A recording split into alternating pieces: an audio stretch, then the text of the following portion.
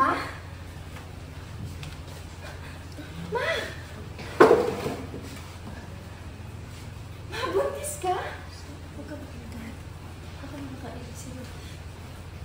Ma, alam na ba ito ni Papa? Ano ka sabihin natin sa kanya? Hindi ko pa nasasabi. Hindi ko alam kung paano ko sasabihin eh. Akala ko kasi may nag-post lang ito, kaya delayed ako. Ano ka ba, Ma? Sigurado ako matutuwa si Papa nito. Huwag kang mag-alala. Sasamahan kita. Tutulungan kitang ibalita to kay Papa. Ha? Naku! Congrats, Ma!